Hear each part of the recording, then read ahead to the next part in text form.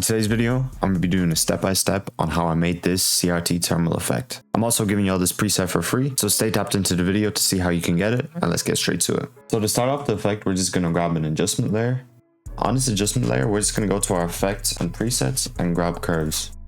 So now that we have our curves here, we can start messing around with them. We can change it to red. So really, to get a terminal look, all you got to do is just mess around with the curves here. I'm going to drag it to something like this.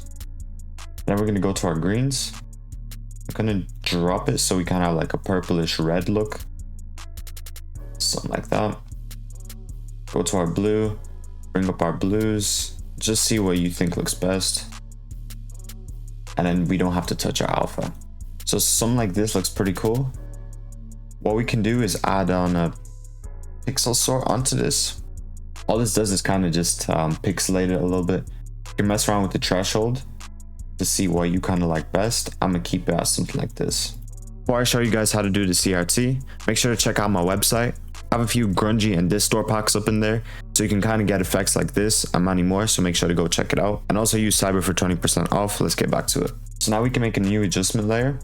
And in this adjustment layer, we're just gonna start off by adding a TV damage. There's quite a lot to adjust, but I'm just gonna keep it as it is.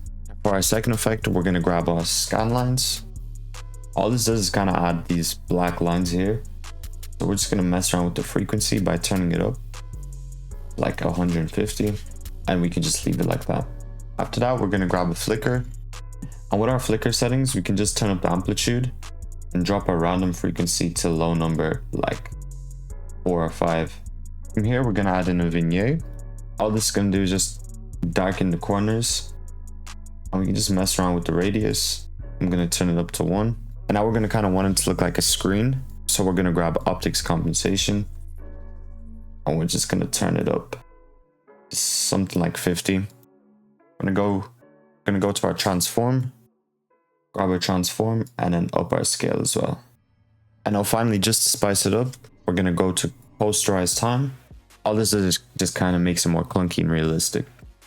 So now when we have the effect, we can kind of make a transition. We can grab these adjustment layers, cut it to like somewhere here.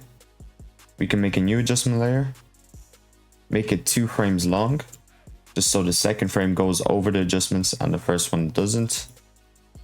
All we're gonna do is go to exposure, turn up our exposure, and then a directional blur, and turn it up as well. Let's play it.